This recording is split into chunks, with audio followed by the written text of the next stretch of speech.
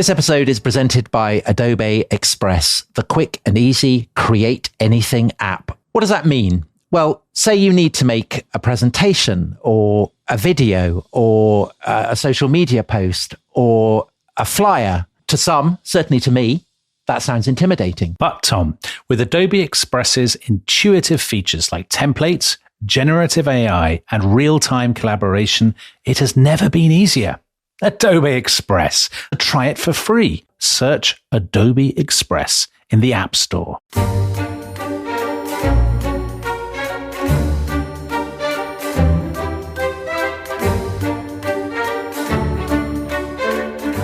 Terrible tale. A dark chapter in a public man's history.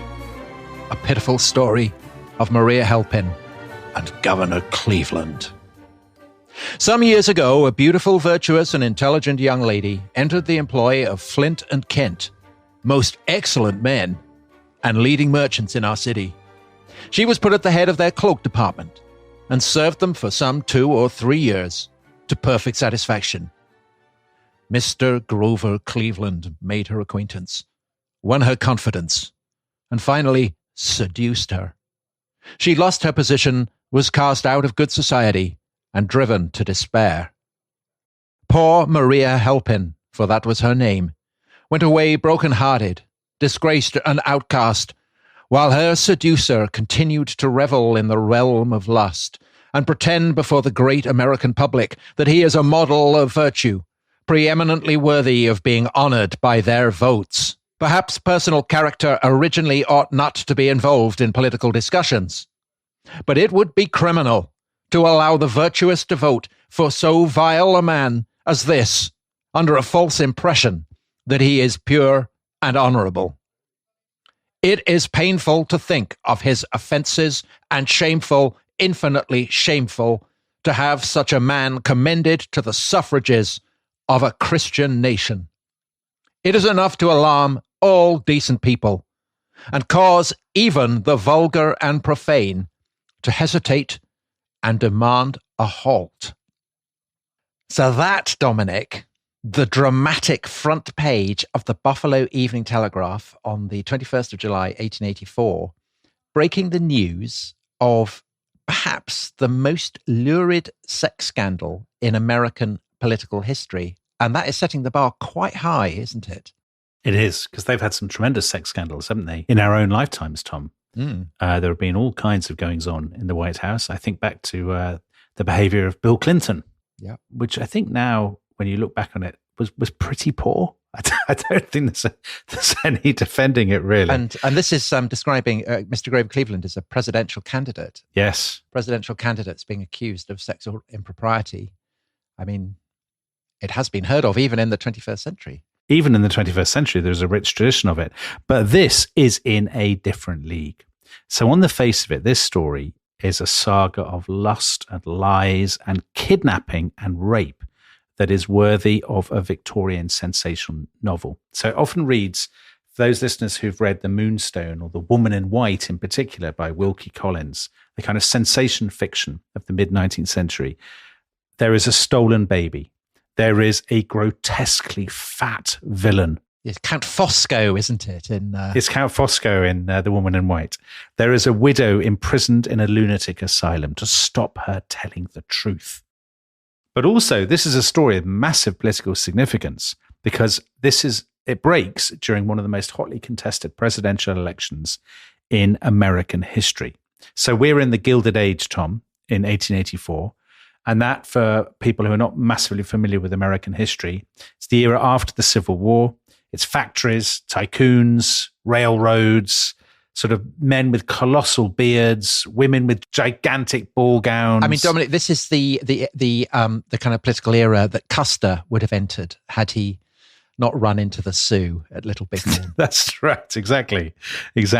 So 1884 is a really, really important year because for the first time since before the Civil War, the Republicans, Abraham Lincoln's party, are in real danger of losing the White House. So a generational shift politically, and the man who is poised to beat them is Governor Grover Cleveland of New York. Now, I'm guessing quite a lot of people listening to this will not really be massively familiar with his career. Are you familiar with his career, Tom? Well, I was, because he is one of those pub quiz questions that was always a banker, because he was, until very recently, the only president to have served a term, lost an election, and then won again. Yes. And, you could go into a pub quiz knowing there was a strong likelihood that question would come up and you could bank your point. And then Donald Trump completely ruined it by doing exactly the same. Well, Donald Trump has had a pretty incredible rise to political prominence. But Grover Cleveland's in some ways is even more extraordinary. So at the age of 44, right, Cleveland was basically a nobody. He was a lawyer in Buffalo, New York, quite a successful lawyer, but he'd only ever had one political job, which is the sheriff of Erie County. And he'd had that job a decade earlier and then left it and gone back to kind of his legal practice. And then he has this 4-year period where he becomes mayor of Buffalo and then governor of New York. And then in 1884, he's nominated by the Democrats as their candidate to become the 22nd president of the United States. So basically, he comes from nowhere in the space of 4 years. Yeah, it's a meteor, right? And then he's president, he loses, and then he becomes president again. And for about half a century after he left office, he had quite a high reputation. So in the 1930s, there was a very distinguished American journalist called H.L. Mencken, who wrote, "We have had more brilliant presidents than Cleveland, and one or two who are considerably more profound, but we've never had one, at least since Washington, whose fundamental character was more admirable." And I mean, that's quite a telling testimony, isn't it? Because Mencken he was a satirist as well as a journalist. He would mock what he saw as ridiculous. He reported on the Scopes trial, basically putting Darwinism on trial. And so the fact that he didn't see Cleveland as an immoral man or a ridiculous man, I mean, that's striking. It is very striking. But Tom, of course, if the story you opened with is true. Absolutely. And then Mencken was wrong. And if Mencken was wrong and the story is true, then Grover Cleveland was not merely a liar, a bully. He was a sexual abuser, possibly a rapist, a man who locked his victim in a mental hospital to keep her quiet. So like a figure from Victorian melodrama. Completely. Now, I said if it's true, this is the question. Is this story true? Is Grover Cleveland one of the great villains in American political history, or is he one of the great victims, a victim of one of its cruelest smears? So today's episode, it's both a brilliant window into the politics of the Gilded Age, but it's a very thrilling detective story in which you will sift the evidence. So again, like Wilkie Collins. Like Wilkie Collins, exactly. So maybe we should kick off with Grover Cleveland himself, because I'm guessing that a lot of listeners won't be overly familiar with the details of his career. Grover's a great name. Got to say that. Putting that on the record. Well, there's a Muppet called Grover, isn't there? Who's named after Grover Cleveland, I believe. So that's exciting. Yeah, that is exciting. All right. So Grover Cleveland was born in New Jersey in 1837. He's the fifth of 9 children. His father is a Presbyterian minister. So he has a very strict Presbyterian upbringing. We're going to be sifting Grover Cleveland's kind of moral, the record of his personal morality. He had a very strict Presbyterian upbringing.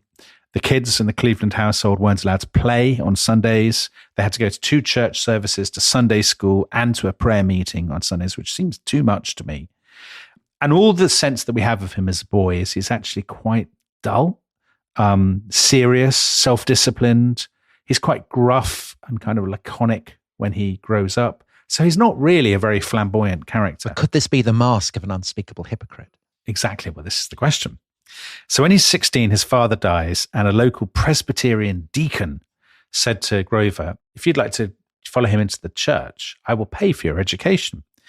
And Grover Cleveland said, "No, it's not for me, thank you. I'm going to seek my fortune out west." So off he goes, and his plan, ironically, is to go to Cleveland. But halfway between where he is, New Jersey or whatever, and he wants to go to Cleveland, Ohio, halfway is Buffalo, New York. And he decides to stop there because his uncle Lewis is there, and he's made lots of money in insurance and has set up as a farmer as well. Now, Buffalo is a very good place for him to be stopping. It is a boom town. It's a classic 19th century boom town. Buffalo is the main inland port between the Great Lakes and the Atlantic. So at this point, sort of mid-century, it's the world's largest grain port and the second largest railway hub in the whole of the United States. Is that after Chicago? I think it is after Chicago. So the West is being opened up, basically. Exactly. So its population has grown tenfold in 30 years, from 8 to 80,000. It's doubling again in the next 30 years or so. It's a boom town, but it's a rough town. So there's a street called Canal Street running along the Erie Canal, said to be the wickedest street in America, or people call it the infected district. So maybe this is why Grover Cleveland has stopped there. Maybe, Tom, maybe, because it's lined with saloons and brothels. And it's said to be more dangerous than anywhere in the Wild West. So the police have to patrol in threes. Now, if you're of Tom's more cynical disposition, you'd say, what a surprise that it's here that Grover Cleveland decides to cease his wandering. Yeah, escaping his mission to become a minister in the church, to settle down in a town famous for its brothels. I think actually it's nothing to do with the brothels. It's basically because it's a boom town, and his uncle Lewis says, I'll get you an internship with a local law firm. And he really takes to it. He's admitted to the New York State Bar in 1859 when he's 22. Now, just 2 years later, the American Civil War is going to break out. Now, Grover is not, despite the fact that he's a Presbyterian and Presbyterians are overrepresented in the Republican Party, he's not a Republican. He sees the abolitionists, he thinks they're extremists. He's not a pro-slavery person, but he thinks the Democrats are more moderate. So he becomes a Democrat, and he actually campaigns for James Buchanan, one of the worst presidents in American history, in 1856. And in 1860, he doesn't vote for Abraham Lincoln. He votes for the Democratic candidate, Stephen Douglas. So the war breaks out, and he doesn't fancy it. Under the Conscription Act, you could pay somebody else to take your place for you if you were conscripted. So when he is conscripted in 1863, he pays an illiterate Polish immigrant called George Beniski $150 to serve in his place. And later on, when this came out, because obviously it's not ideal for Cleveland's political career that he didn't serve, he is completely unrepentant. He says, look, I was allowed to do it. I paid this bloke. I actually paid him over the odds, which is true. Cleveland paid him quite handsomely. And this bloke, Beniski, later on, Republicans said, oh, this guy Beniski, he served in Grover Cleveland's place and he went through unspeakable horrors. I mean, he did go through one unspeakable horror, but this was nothing really to do with the war.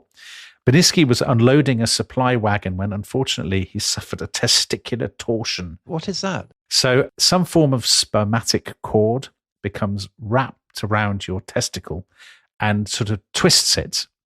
And unless you're operated on instantly, pretty much instantly, unless the testicle is removed, you could get gangrene or you could get all sorts of horrors. So, yeah. We had the guy who kills Booth cutting off his testicles. Boston Corbett. And now we've got another kind of Civil War period testicular theme. I mean, what's going on in America at this time? Yeah, something in the water, clearly. Well, anyway, this guy had it removed and then he was as right as rain. And Cleveland actually went and visited him in hospital, which I think reflects very well on him. Because it's not like they were great pals. Cleveland just paid him to take his place. But Cleveland went to see how he was doing. Now, in the meantime, Cleveland's legal career was absolutely thriving. He opens a law firm. He makes loads of money. He gets a reputation for what one of his colleagues calls his indomitable industry, his unpretentious courage, and unswerving honesty. Dominic, could I read you something from the Bodleian? Oh my gosh, Wikipedia features. We haven't had Wikipedia on the rest of this history for ages. So this is what it says in the Bodleian. Yeah, go for it. Cleveland assumed a lifestyle of simplicity, taking residence in a plain boarding house. He devoted his growing income to the support of his mother and younger sisters. But again, what if it's all a front? Well, but this all makes him sound incredibly dreary. It does, doesn't it? But he's not actually. He's a great laugh. So places like Buffalo, boomtowns are full of bachelors of sort of in their 20s and 30s. Because men greatly outnumber women. And Cleveland is a proper man's man. So he will spend his evenings, when he's not working, he goes to a saloon or a beer hall, he smokes cigars, he plays poker with the lads. He just has a brilliant time. His belly straining against the buttons of his florid waistcoat.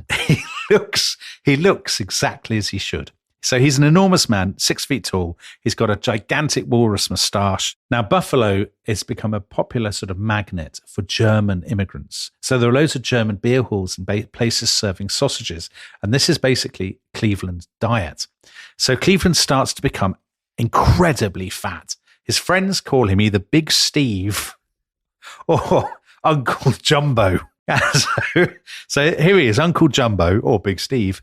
And everybody thinks he's brilliant. He's a great fun. He loves a tall tale, a massive cigar, all of this. The only thing that diminishes his sense of genial swagger, Tom, he's basically got, I hate to say this, he's got your voice. Oh, manly. People say he's got a voice that's perhaps slightly more sensitive than you would expect from such a big man. Does that seem fair to you? There's nothing wrong with that. Yeah. So on the one hand, he's very boring and lives a life of simplicity. And on the other hand, he's out necking sausages and hanging out with the lads. They seem hard to integrate.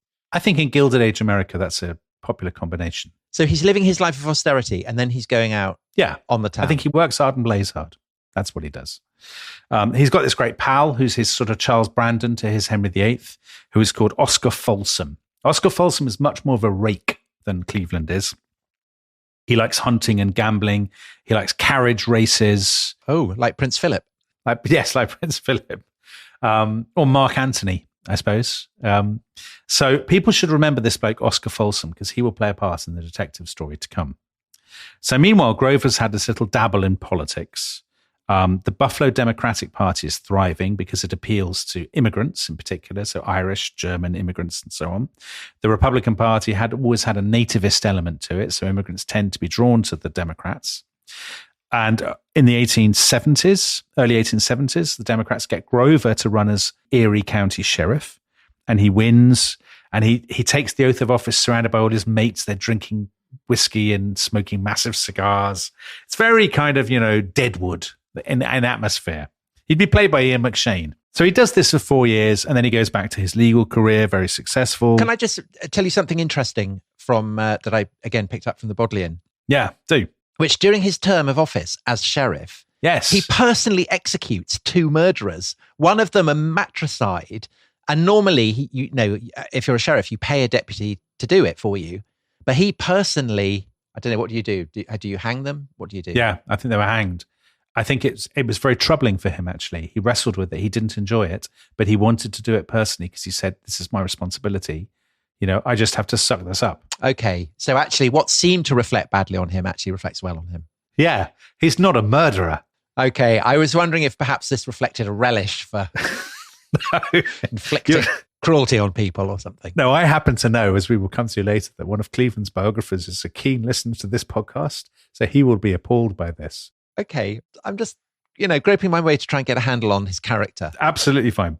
So he does the sheriff thing for 4 years, then he goes back to his legal career. There's only one shadow, which is that his mate, Oscar, has a carriage accident. Basically, he's racing this carriage or riding this carriage. He hits a wagon. He falls out of the carriage, and then he's run over by his own horse and carriage. So he's killed. And Oscar leaves a widow called Emma and a daughter called Frances. Now, Emma is in her sort of 30s or something. Frances is the daughter is just 11 years old. Now, Cleveland is now almost 40. He is made the executor of Oscar's will and Frances's legal guardian. So she is now technically his legal ward. She doesn't live with him. It's just a sort of formality. And actually, at the time, a lot of people say, well, probably what will happen is that Grover will end up marrying Emma or marry the widow because, they're pals and stuff. It just seems the natural thing to do. So this is a slight soap opera dimension, I think, to Grover Cleveland's story. And we shall return to it to see whether he does marry Emma and what happens to Frances. So we get to 1881. Grover's now, what is he? When was he born? 1837, was it? So he's, So I'm doing this as live maths. How old is he, Dominic? He's in his early 40s. So the Democrats need somebody to run as mayor of Buffalo. The big issue of the day in Buffalo, as in everywhere else in America, is corruption. The huge capitalist boom of the Gilded Age, the railroads and stuff, has generated lots of opportunities for patronage and for back scratching, and corruption is the big issue of the day. They want someone with clean hands, and they say to Cleveland, you're the person. He becomes the mayor. He runs the city very efficiently. He cleans up the government. He cuts a lot of kind of patronage projects, cuts a lot of spending. Of course, that goes down very well with taxpayers. And he starts to get a good reputation more widely. So a year later, the New York State Democrats ask him to run for governor of New York. Now, the reason they've asked him as an outsider is that the New York party, like, so many of these political parties is riven by feuding. So Cleveland runs. The Republicans have divided themselves between lots of factions. So he gets lots of crossover Republican votes. He takes the oath of office, January 1883, governor of New York. And he says, it's going to be all about competence and efficiency and clean government. And everybody says, oh, this is tremendous. There's only one downside with Cleveland as a political package, which is that he's been eating sausages all this time. So he's now absolutely enormous. He's now 20 stone. And one New York reporter said, his skin hangs on his cheeks in thick, unhealthy-looking folds. The coat buttoned about his large chest and abdomen looks ready to burst with the confined fat. Plainly, he's a man who's not taking enough exercise. He remains within doors constantly. He eats and works, eats and works, works and eats. Dominic, as well as the Bodleian, I also came across a very exciting website which lists America's fattest presidents. Right. Cleveland is second on the list after William Howard Taft, who everyone knows is the fattest. Yeah, Taft got stuck in the bath, I think. He was so fat. Yes. It has a brilliant quote from him talking about exercise. And he says that bodily movement alone is among the dreary and unsatisfying things of life. Wow. He wouldn't fit in your cricket team. No, he wouldn't. Nor my gym. Although he might enjoy the standing around aimlessly element of playing cricket. I think he'd enjoy the tea. Yeah, exactly. So, in a TV age, this would be an issue. Chris Christie found this out. He was the governor of New Jersey, a very large man. Yeah, Sopranos, look. Yeah, but in a pre-TV age, you can be as fat as you like. It doesn't matter. What matters is his image of incorruptible competence. So 1884 is a presidential election year. The Republican Party, which is the dominant party, they've won every election since 1860, but now they're in a real mess. Basically, the Republican who had won last time was a guy called James A. Garfield. He was assassinated after just a few months by a disappointed office seeker called Charles Guiteau. So Garfield was assassinated. He was succeeded by his vice president, Chester Arthur. He's probably the least famous of all American presidents. If you Google him, you'll see massive whiskers, proper 19th century whiskers. Good. Arthur's administration had been blighted by Republican feuding, different factions called the half-breeds and the stalwarts, fighting over corruption and patronage. Now, an interesting Chester Arthur fact for you, by the way. I read he owned 80 pairs of pants. And pants, is that American English or proper English? I'm guessing Americans mean trousers. I think that's too many pairs of trousers. I think it's too many pairs of pants, frankly. He sounds great. I'd vote for him. What more do you want? That's not enough. It's not enough. And the Republicans have actually dumped him as their candidate, and they've nominated a former Secretary of State, a guy from Maine called James G. Blaine. James G. Blaine. He's from Maine. Now, how familiar are you with James G. Blaine, may I ask? Love him. Because no one's heard of James G. Blaine now, but James G. Blaine at the time was massive. Like James G. Blaine was a massive star. But not literally massive, not in the Grover Cleveland sense. No, not in the Cleveland or Taft sense. But, he had a gigantic beard. He looks, if you Google him, he looks absolutely like an AI-generated, Gilded Age American politician with a beard. However, at the time, he was a great speaker. He was very charming. He was a big star. His one great weakness was he had a reputation for corruption. But didn't everybody in this period? Yes, well, this is the thing. He was accused of having taken bribes from railroad companies. I mean, that's even more standard, right? I mean, it just comes with the territory. Yeah, everybody did this. However, he couldn't shake this. So the Democrats think, well, we've got a really good chance now of winning the White House. Now, we can't win with the Southerner because memories of the Civil War are still too raw. So we need someone from a northern state and someone who's squeaky clean, is not corrupt, is not like James G. Blaine. So they nominate Cleveland. Even though he's pretty untested and he's only recently become governor of New York, they nominate him on the 11th of July, 1884. Scenes of tremendous excitement. And, Dominic, presumably a complete lack of background checks. A complete lack of background checks, exactly. Now, just 11 days after they nominate him, there comes an absolute bombshell. Because all this time, while the Democrats have been preparing to nominate Cleveland, a bloke called George H. Ball, who's a Baptist minister in Buffalo, has been getting very agitated. George H. Ball is a very keen Republican. He'd been a delegate to the very first Republican convention in 1856. He hates the thought of a Democrat winning the presidency for the first time since the Civil War.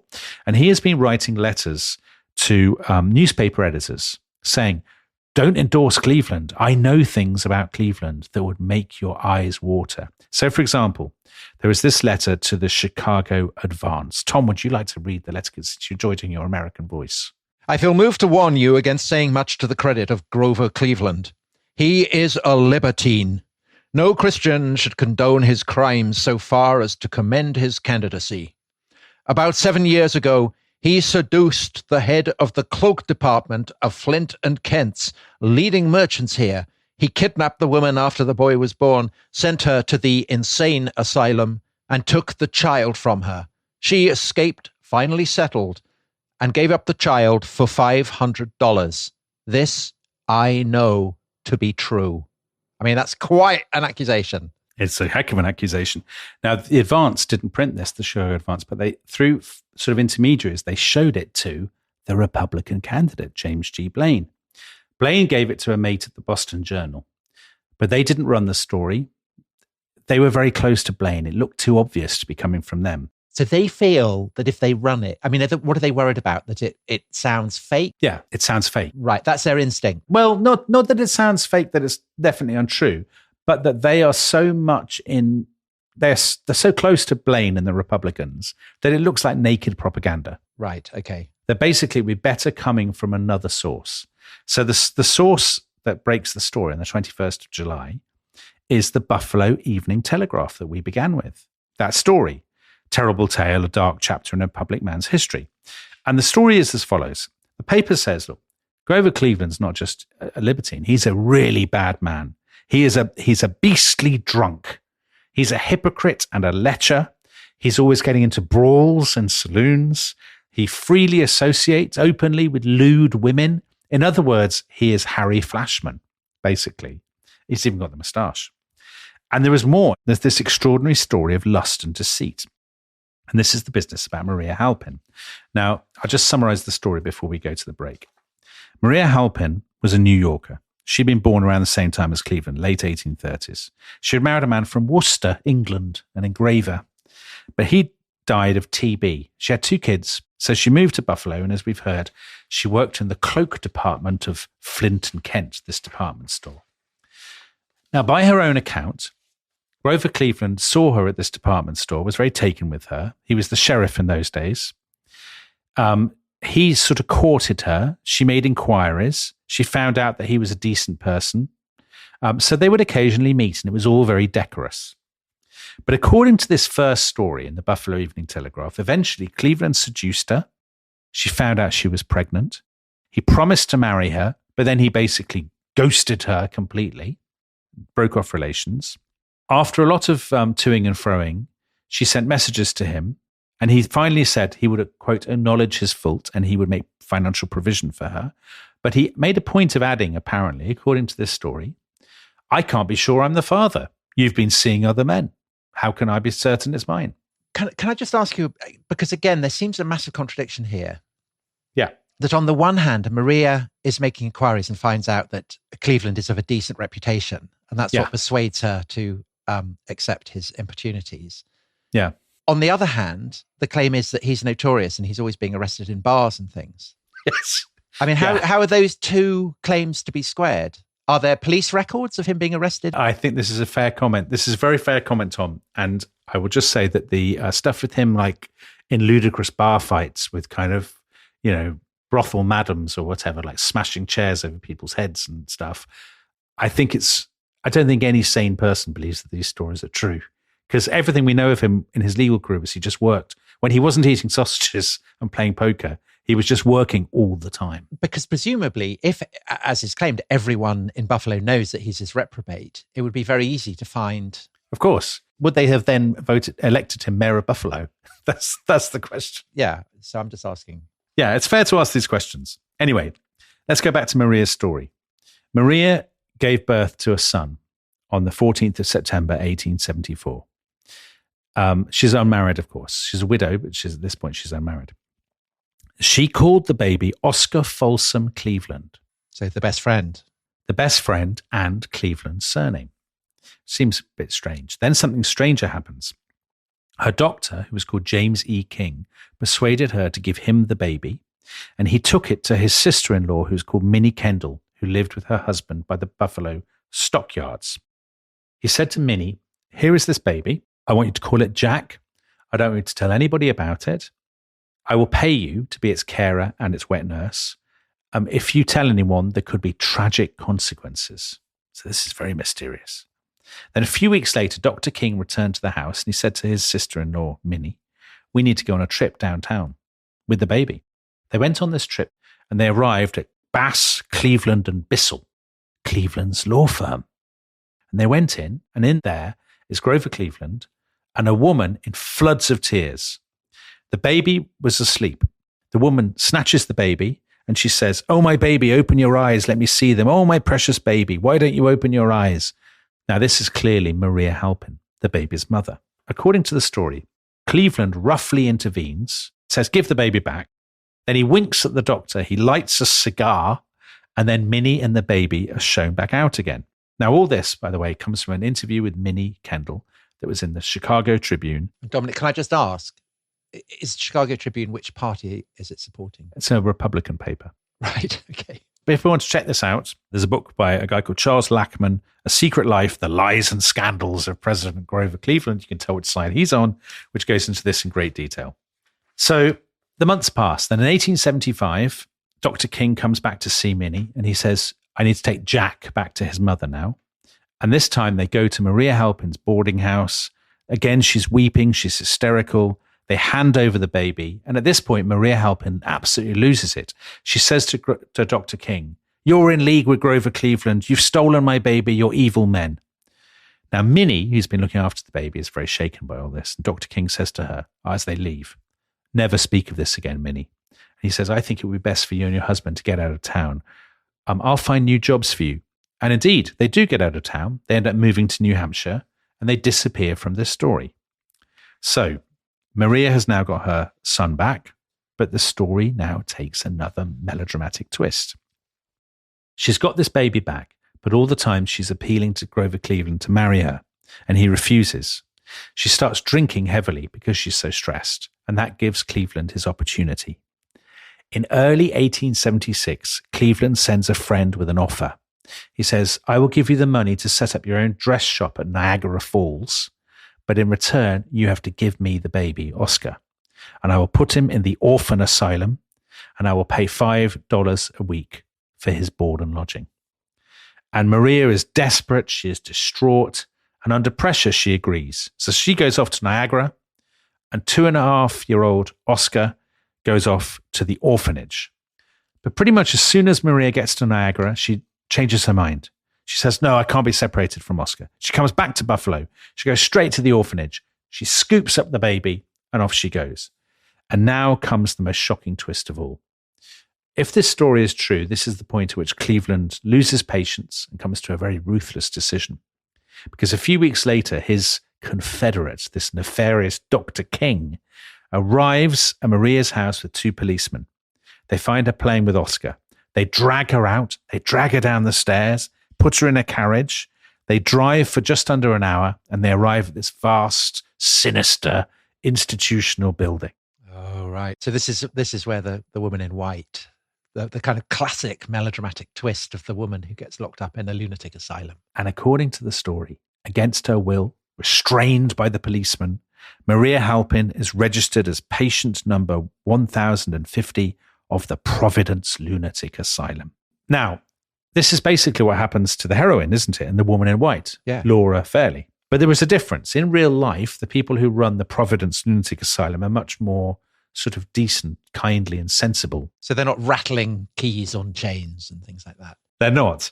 Because the very next day, according to Maria's story, she goes to see the resident doctor who's called William Ring, and he examines her and he says, "Oh, my dear, you're not mad at all. We have no right to keep you here. You can come and go as you please." Really?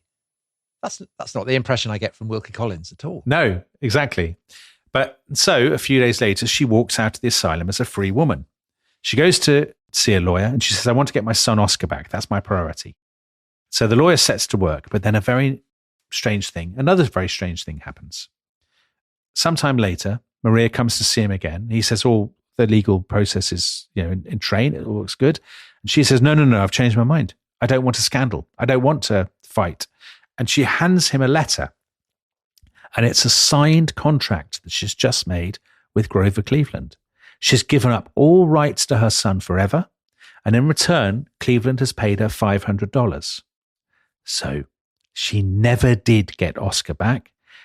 And guess who Oscar was given to? The doctor, the sinister doctor. He was given to the sinister doctor. You've clearly read the notes. Well done. No, he's the only character who it could possibly be. I mean, it's not going to be Blaine or whatever his name is it? He's the only other person you've mentioned.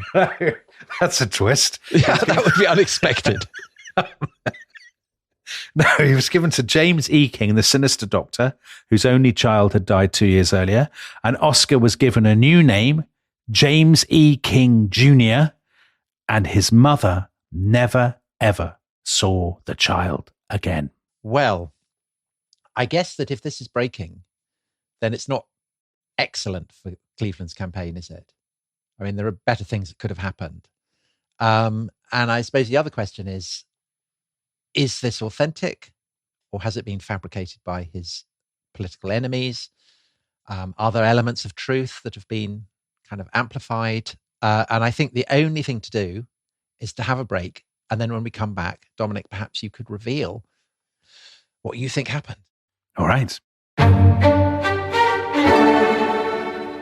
This episode is brought to you by Uber. Now, do you know that feeling when someone shows up for you when you need it most? We all need that sometimes, and Uber knows it. Uber isn't just a ride or a meal delivered. It's showing up no matter what. Like for your long-distance friends, bringing soup when they're sick, sending flowers when they're down. When it really matters, whatever it is, you show up. Where there's a will, we're on our way. Uber, on our way. Download the app today. This episode is brought to you by The Week. You know, in medieval market squares, the town crier would bellow the news, loud, urgent, untested. Today, those criers have gone global. Scroll for 5 minutes and you get the same noise, only louder. Headlines pile up, outrage builds, and yet somehow you feel none the wiser. That is where The Week comes in. Award-winning editors read everything, sift the spin, and deliver to you what really matters. From left, from centre, from right. It's the historian's method applied to the present. Multiple sources weighed together and set in context. The clutter is cut away. You can read it as a magazine with your coffee or as an app when you're on the move. And because it saves you hours of scrolling, you get that time back to do what really matters to you. Exclusively for Rest is History listeners, 6 weeks free. Then 10% off any subscription. Use the code HISTORY at theweek.com/rest. That's history at theweek.com/rest. Easy to cancel, no strings attached. Context, balance, perspective. The Week, because the news needs a curator.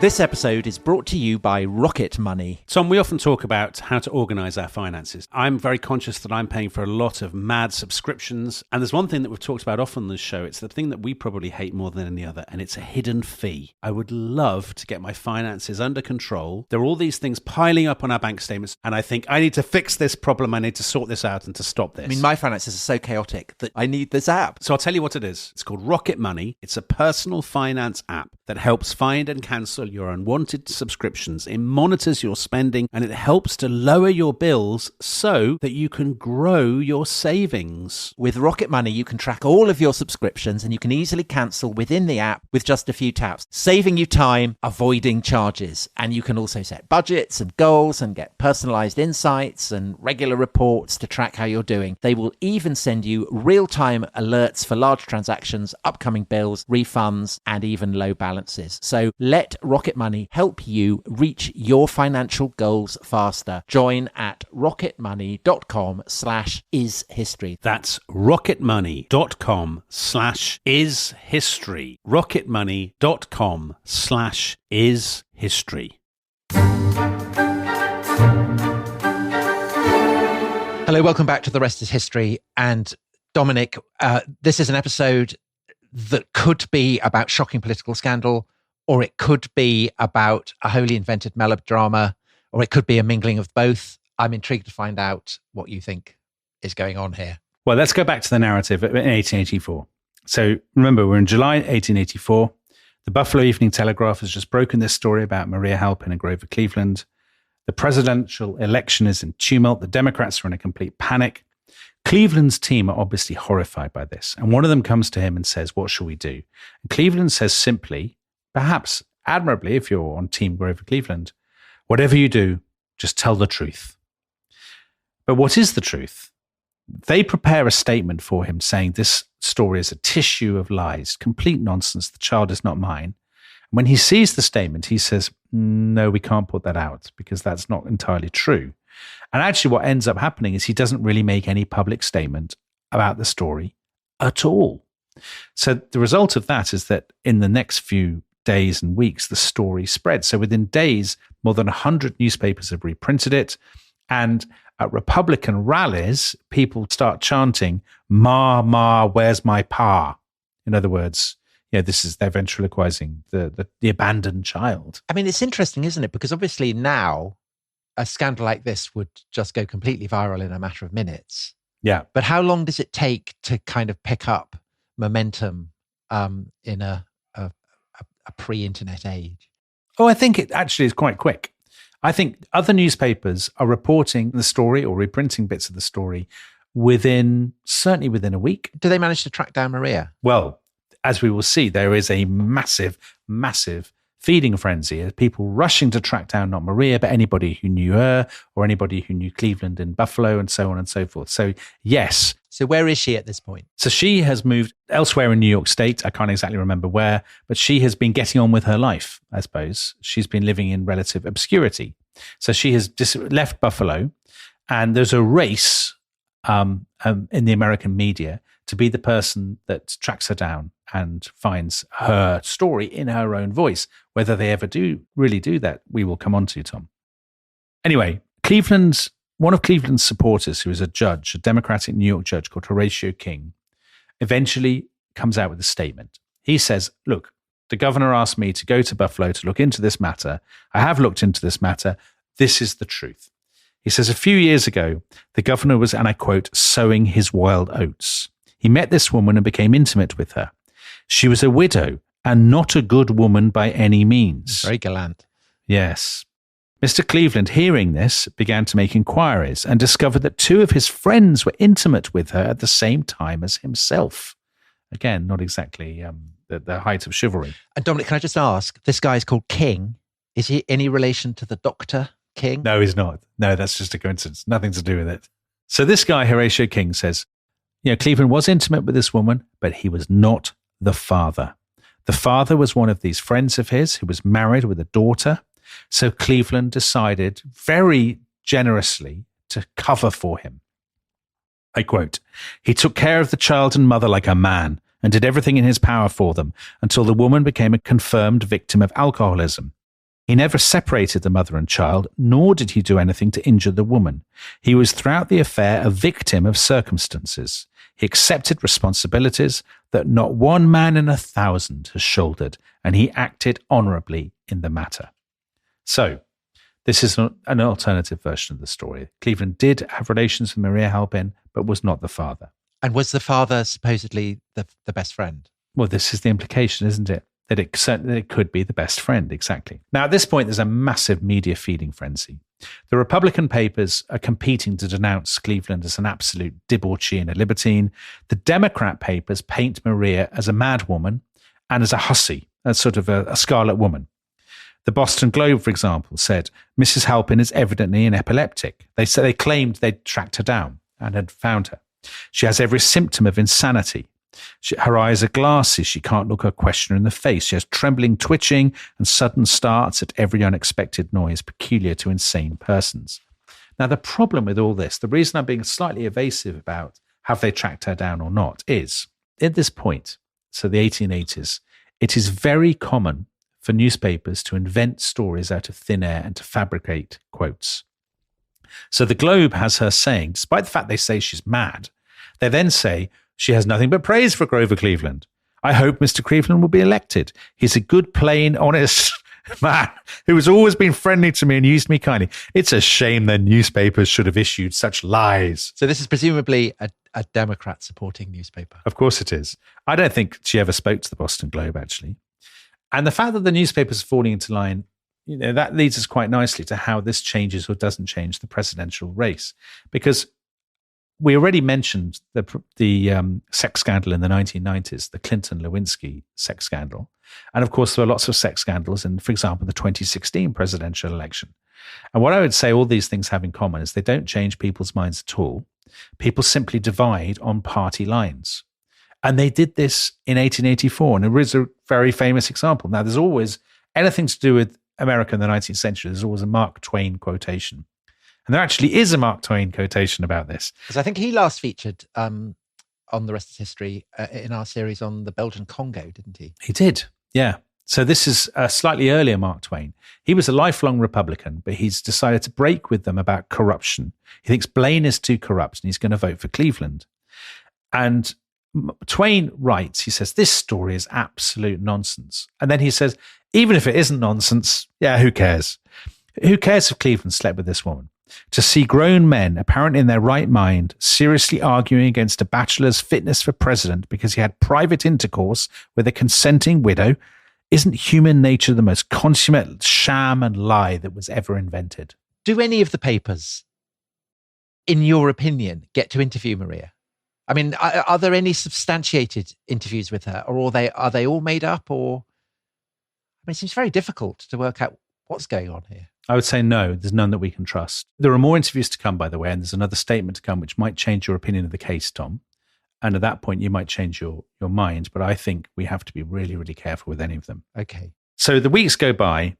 The campaign is really, really intense. It's obviously going to be very close. The big issues are, I mean, it's no wonder no one cares about the Gilded Age because the issues might seem some listeners to be very, very dreary. They are civil service reform and tariffs. Oh, people love tariffs. So Blaine and the Republicans love tariffs at this point. So that hasn't changed. Right. Cleveland is a bit more of a free trader, but he keeps quiet about this or downplays it because he knows the American people are in a very tariff-friendly mood.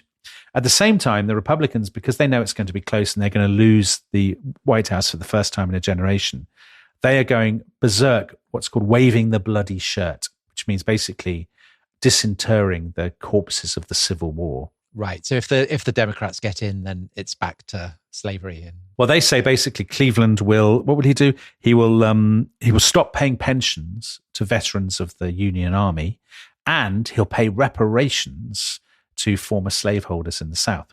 Both of which are completely untrue. And the most famous example actually is there's a Protestant minister who just a few days before the election makes a public speech saying that the Democrats are the party of rum, Romanism, and rebellion, i.e. they're drunks, they're Catholics, and they're Confederates. So it's all good sort of invective. But none of this really lands, and it looks as though Cleveland might just win. And then with just 4 days to go, there's another bombshell. On the 31st of October, the Chicago Tribune, Republican paper, publishes an affidavit signed by Maria Halpin. She says, I have actually kept quiet in all this. You know, these quotes attributed to me are not true. I've been keeping quiet. I've kept my head down. While the suffering inflicted on me by Grover Cleveland has been in the papers, but now I've decided to speak up. She says, Grover Cleveland absolutely was the father of my child, but the nature of our relationship was darker than anybody knows. This is the true story. On the 15th of December, 1873, so 11 years ago, I was on my way to a birthday party when I met Grover Cleveland, and he persuaded me to go and have dinner with him at the Ocean House restaurant. We had dinner, and then he walked me home to my rooms in Swan Street, as he had done many times. He walked her home, he went upstairs with her, and then, While in my rooms, he accomplished my ruin by the use of force and violence and without my consent. After he had accomplished his purpose, he told me that he was determined to ruin me if it cost him $10,000 or if he was hanged by the neck for it. So ruin meaning rape.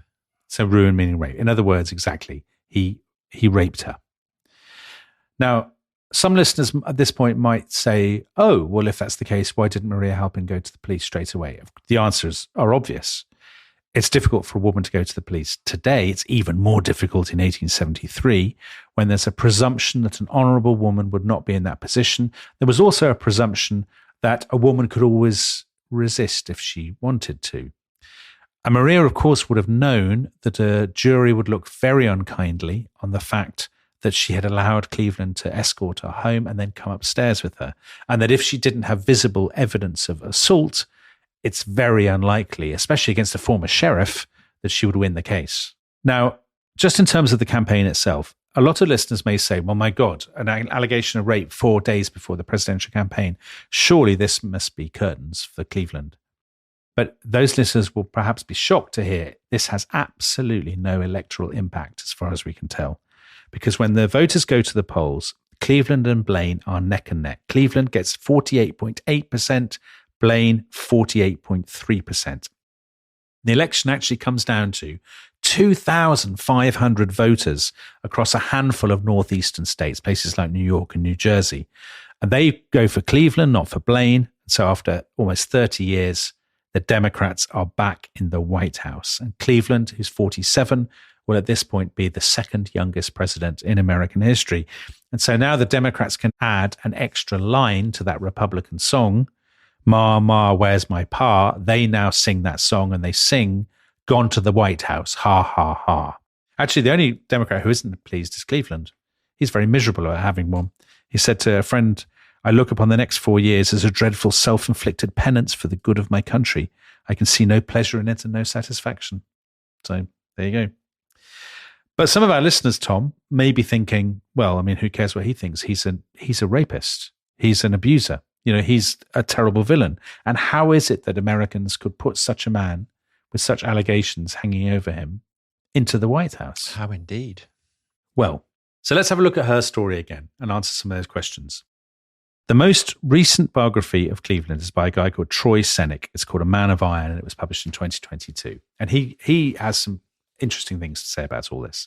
So first of all, he answers your question, Tom, about the sources. He says, come on, all of these papers are partisan Republican papers. The person who's giving them the information, George Ball, is a fervent Republican supporter. And Maria's own words always come to us through Republican journalists. Do we know where Maria is at this point, what she's doing? She's sort of lurking around in New York State in various sort of, the people are trying to sort of track her down. There's some sense that she may have given the odd interview, or she certainly signed affidavits, but whether she's read them is a different matter. So she's trying to keep her head down and escape the press in sort of small town New York. Now, to go back to the allegations, some of them clearly are mad. Cleveland was he liked the odd drink, but he's not a drunk. He doesn't get into fights. He doesn't hang around with prostitutes. I mean, at one point, right, that guy, George Ball, the minister, said Cleveland drove the carriage that killed his friend, Oscar Folsom. Okay, well, that is a twist. I mean, that's totally untrue.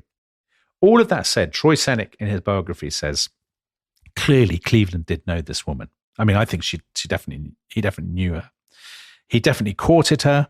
I think it's very probable that they slept together, and he may have been the father of her child, although let's just hold that thought and come back to it in a little bit, because I think there's another possibility. As for the stuff about kidnapping the child and putting her in an asylum, it does seem very close to Victorian sensation fiction, doesn't it? I mean, we've made that point many times, but there's a slight sense, perhaps, that if you're an enterprising journalist who's read a lot of Wilkie Collins, this is the story you'd invent. And particularly because the villain of The Woman in White, his salient feature is that he's very fat. Yes. And that's also the salient feature of Grover Cleveland. So perhaps, again, it prompts them to come up with maybe that particular melodramatic spin. Exactly. And let's take two elements of that. First of all, the orphanage. Even the Buffalo Telegraph, which broke the story, admitted that Maria Halpin had been driven to drink. So it's perfectly possible that Cleveland's friends or people in the city might have taken the baby and put it in an orphanage, thinking they were doing what was right. And there's also some suggestion that Maria had made death threats against Cleveland and indeed said, I will take my own life and that of the baby. In that case, maybe it is plausible the baby would, as it were, be taken into care. As for her being locked up in the asylum, I've perhaps slightly loaded this by not telling you the whole truth about the asylum. The asylum is basically, it's not a Victorian sort of, it's not like a workhouse. Manacles and things. No, it's a charitable organization run by Catholic nuns. It was quite progressive by the standards of the day. It also treated alcoholics as well as people who were mentally ill. So in his book, Troy Senik basically says it's basically like a rehab center, like a sanatorium. And Maria, she wasn't locked up. She wasn't detained against her will. Actually, she stayed there almost a week, seems to have stayed almost a week voluntarily before walking out as a free woman. And finally, the payoff, $500. I could see you were itching to ask how much $500 would be. $500 in relative income terms is about $160,000 today. So you may say still not enough, to buy your child, as it were, but it's not. Not nothing. Exactly. Now, finally, we come to the most controversial element, the rape. A lot of listeners, I think, would say automatically you should believe the woman. And I completely understand why they'd say that. But I suppose the question is, are we hearing a woman's words or are we hearing the words of a journalist? Exactly. Because which woman do you believe? First of all, there's the Maria Halpin quoted in the Chicago Tribune, who says, Cleveland accomplished my ruin by force and violence. But then there's a Maria Halpin quoted 4 days later in the Detroit Free Press, who says, I was tricked into signing that statement under pressure. I never even read it. She says, it's all lies. There's no rape. I have no fault whatever to find in Mr. Cleveland. Now, the problem is that's in a Democrat newspaper. So which one of these statements is clearly untrue? But both could be. Well, both could be. And what's worse, we know both sides were drafting statements for her to read and sign because the Republicans got hold of one prepared by the Democrats and leaked it and said, look at this. The Democrats are trying to force this poor woman to sign a statement. But they were doing the same, of course. So we never actually get a sense of the real Maria Halpin. We never hear her speak unmediated by partisan kind of intermediaries. So that's a big problem. Now, to go back, I said I'd leave one thing hanging, which was a possibility about the child. Come back to it. The child's name is so strange. Oscar Folsom Cleveland. Oscar Folsom, his best friend, and then Cleveland's surname. That would sort of make sense if Cleveland had chose it. But then why would he put his own surname on the baby if he's trying to cover it up? Because it's so obvious. Now, in the last days of the campaign, another Detroit paper said, quote, if the whole truth is ever told, it will show Cleveland has taken the part of an honorable man. This intimation involves the memory of a departed friend, Oscar Folsom. In other words, I think there's a strong possibility that Folsom was the father, that maybe they both slept with this woman. Cleveland did cover it up, did take the blame for it. When it came out, he was very angry because it's a slur on his friend, but also he wants to protect Emma, the widow with whom he's very close, and her daughter Frances, who is his legal ward. And where the truth lies in all this, it's impossible to tell. Now, some listeners may be thinking, yeah, but who's this bloke Troy Senik who is covering for Cleveland? So which side of the political divide is he on? We're in a hall of mirrors once again, Tom, because on the one hand, Troy Senik used to be a speechwriter for George W. Bush. So a Republican. Yeah. So some people may say that shows terrible judgment to be writing speeches for George W. Bush. But so I Googled Troy Senik, and do you know what I found? I found his Twitter feed. And the very first thing I found on his Twitter feed, Tom, were these words. Tom Holland and Dominic Sambrook are treasures, and it is lovely for once to have an ultra-popular podcast that you don't have to worry will make society dumber. Wow. That's the revelation. What judgment.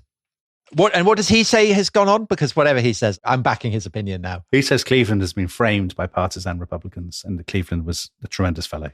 Okay, well, in that case, yeah, it's closed. And to be honest, he's not the only Cleveland biographer to make that case.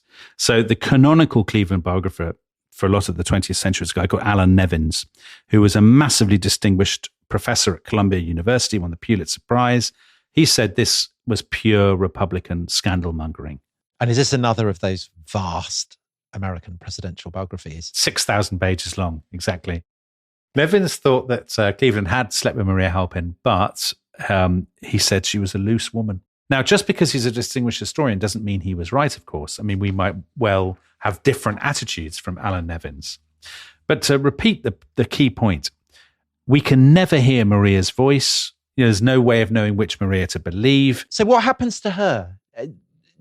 Does she live for long? Do people interview her after the kind of the turbulence and the high passions of the presidential campaign? No, she vanishes. She moved to New Rochelle, New York. She married again. She was widowed again. She married again. And she ended up dying in 1902. And just to sort of say farewell to Maria, the papers printed her dying wishes. They reported, a woman who was in a famous scandal 20 years ago has died. And they printed her dying wishes. Do not let the funeral be too public. I do not want strangers to come and gaze on my face. Let me rest.